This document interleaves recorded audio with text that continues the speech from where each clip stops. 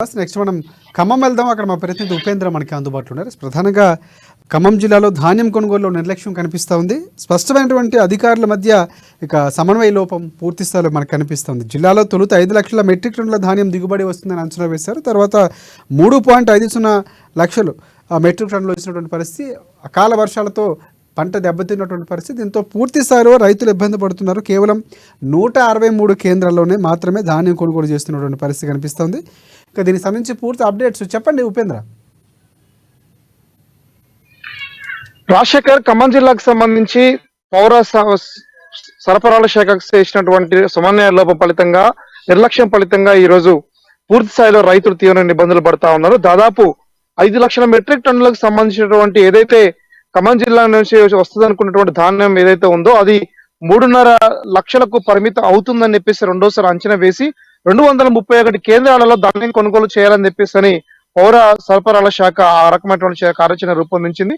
కానీ పౌర సరఫరాల శాఖ నిర్లక్ష్య ఫలితంగా చేసినటువంటి ఏదైతే నిర్ణయం ఉందో ఆ నిర్ణయంతో ధాన్యం కొనుగోలుకు సంబంధించి ప్రస్తుతం అంశనడక నడుస్తుందని కూడా స్పష్టంగా చెప్పుకోవచ్చు. అయితే ఇటీవల కాలంలో జరిగినటువంటి జిల్లా కలెక్టర్స్ ఏదైతే ఈ అధికారులతో నిర్వహించేటువంటి సమీక్ష సమావేశం ఉందో సమీక్ష సమావేశంలో వేగంగా ధాన్యం కొనుగోలు కార్యక్రమం చేపట్టాలని చెప్పినటువంటి నేపథ్యంలో కొన్ని చోట్ల ఆ రకమైన స్పందన లేకపోవడంతో రైతులు గందరగోళ పడతా ఉన్నారు.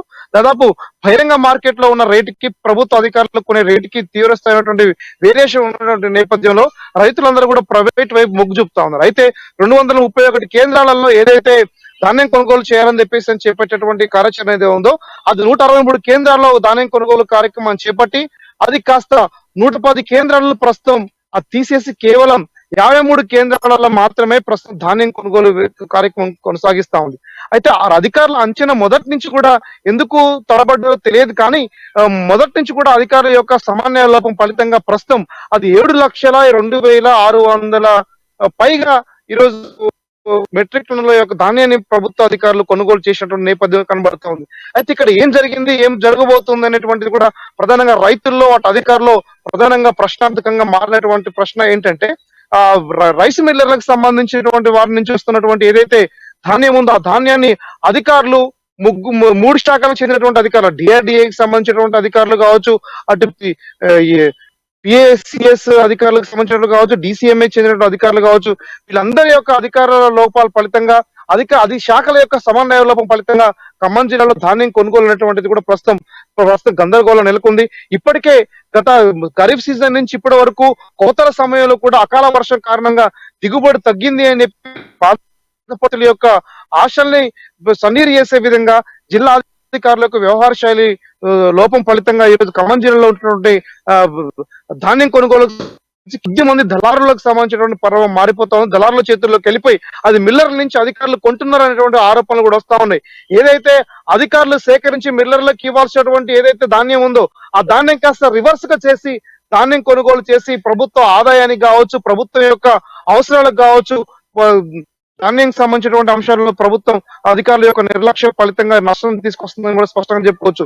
ప్రధానంగా ధాన్యం సేకరించి ధాన్యాన్ని మొత్తం కొనుగోలు చేసి మిల్లర్లకు ఇచ్చి మిల్లర్ల నుంచి బియ్యాన్నిగా మార్చి పౌర సరఫరాల శాఖకి ఇవ్వాల్సినటువంటి అధికార యంత్రాంగం దీన్ని గజిబిజి గందరగోళం చేసి గత లాస్ట్ ఇయర్ కి ఇప్పటికీ మధ్య ఉన్నటువంటి సమన్వయం కావచ్చు, గత లాస్ట్ ఇయర్ సేకరణకి ప్రస్తుతం సేకరణ కావచ్చు, ఈ అన్ని విషయాలు కూడా ఒక స్పష్టమైనటువంటి వివరణ జిల్లా అధికారుల వైపు నుంచి రాకపోవడం అనేది కూడా దీంట్లో నిర్లక్ష్యం చాలా స్పష్టంగా కనబడతా ఉంది. రాజశేఖర్, ఇదే నేపథ్యంలో ఖమ్మం జిల్లాకు సంబంధించి ఇప్పటికే సత్తుపల్లి నియోజకవర్గం కావచ్చు, అటు పాలేరు నియోజకవర్గంలో ధాన్యం పాడి మీద డిపెండ్ అయినటువంటి ప్రజానికం రైతులు కూడా దాదాపు 9,443 మంది రైతులు ఇప్పటికే సందర్భం కనబడతా ఉంది. అయితే ఖమ్మం జిల్లా వ్యాప్తంగా జరుగుతున్నటువంటి పరిణామాలకు సంబంధించి తోటి అధికారుల మధ్య ఉన్నటువంటి ఇంటర్నల్ ఒప్పందం ఏమైనా కుదిందా అనేటువంటి కూడా ఆరోపణలు జిల్లా అధికార యంత్రాంగంపై వస్తా ఉంది.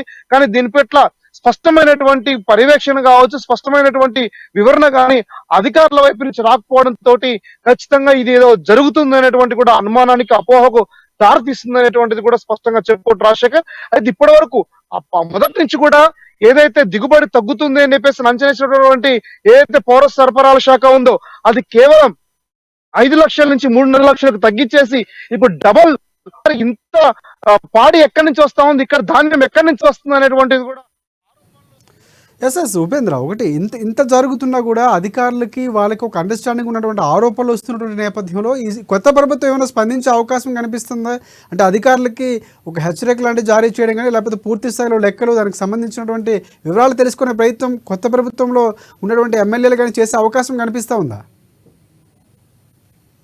ఎస్ రాజశేఖర్, ఇది ఇటీవల కాలంలో ఇప్పుడే ఒక్కొక్కటి వెలుగులోకి వస్తా ఉన్నాయి. ప్రధానంగా ధాన్యం కొనుగోలు అంశంలో అధికారుల యొక్క వైఖరి ఎవరి వైపు నుంచి జరిగింది ఏంటి అనేది కూడా పూర్తి స్థాయిలో రాష్ట్ర ప్రభుత్వం, రాష్ట్ర మంత్రులు దానిపై పర్యవేక్షణ పెంచాల్సిన అవసరం ఉండబోతా ఉంది. ప్రధానంగా ధాన్యంకి గత గత ధాన్య సేకరణ, ఈ సంవత్సరం ధాన్య సేకరణకి మధ్య వేరియేషన్ ఏంటి, ఎక్కడ లోపం జరిగిందని చెప్పేసి అని సమీక్ష కనుక నిర్వహిస్తే, జిల్లా కలెక్టర్ ఇటీవల కాలంలో సమావేశం నిర్వహించినప్పుడు ధాన్యం కొనుగోలు విషయంలో ఎక్కడ కూడా నిర్లక్ష్యం చేయకూడదు, తగినటువంటి గుండి సంచులకు సంబంధించినటువంటి ప్రజలందరికీ కూడా, రైతులందరికీ కూడా అందుబాటులో తీసుకొచ్చేసి ఎక్కడ కూడా కళ్ళానికి సంబంధించినటువంటి దాంట్లో ధాన్యం ఉండడానికి లేదు, మొత్తం కొనుగోలు చేయాలని చెప్పినప్పటికీ రైతులకు సంబంధించి ప్రభుత్వాన్ని ఇచ్చేటువంటి ఏదైతే కొనుగోలు చేసే కేంద్రాల కంటే ప్రైవేట్ లో కొనుగోలు చేసే కేంద్రాలకు ఎక్కువ మంది రైతులు ఈ సంవత్సరం ఖమ్మం జిల్లా వ్యాప్తంగా మొగ్గు చూపారు. అయితే రైతులందరూ ప్రైవేటు వాళ్ళకు కొనుగోలు అమ్మకాలు జరిపినటువంటి ప్రైవేట్ వ్యక్తుల నుంచి అధికారులు కొంటున్నారా, వీజేమైనా అండర్స్టాండింగ్ ఉందా అనేటువంటి పద్ధతిలో కనుక జిల్లా అధికార యంత్రాంగం కావచ్చు, రాష్ట్ర చేస్తే ఇక్కడ లోపాలను సరిదీసే అవకాశం ఉన్నట్లుగా మనకి ఇప్పుడు ఒక అంచనాకు రావాల్సి వస్తుంది. ఏదేమైనా సరే కొనుగోలు అంశం నిర్లక్ష్యం ఫలితంగా ఈ రోజు రైతులకు సంబంధించి దళారులు, మధ్యవర్తుల మధ్య ఉంటే ఈ కొనుగోలుకు సంబంధించినటువంటి సమస్య ఉందో, ఇది ఈ మూడు డిఆర్డిఏ, ఐకేపీకి సంబంధించినటువంటి వాళ్ళు, అదే నేపథ్యంలో డిసిఎంఎస్ అటు పిఎస్సిఎస్ సంబంధించినటువంటి ముగ్గురిని సమన్వయం చేసే దాంట్లో పౌర సరఫరాల శాఖ కొంత నిర్లక్ష్యం చేసిందనేటువంటి కనబడతా ఉంది. దీని ఫలితంగానే రైతులకు సంబంధించినటువంటి ధాన్యాన్ని కొనుగోలు అంచనా సంబంధించినటువంటి దాంట్లో ఫెయిల్యూర్ అయ్యారు. ప్రస్తుతం అది కాస్త సమన్వయం చేస్తే రానున్నటువంటి రోజుల్లో కూడా ఇంకా రైతుల వద్ద నుంచి ధాన్యం కనుక కొనుగోలు చేస్తే రానున్నటువంటి రోజుల్లో పీడిఎస్ రైస్ కి చాలా అందుబాటులో ఉండేటువంటి అవకాశం ఉన్నట్టుగా ఇప్పుడు కొద్దిమంది విశ్లేషకులు అంచనా వేస్తా ఉన్నారు. Rajasekhar, thanks for updates Upendra.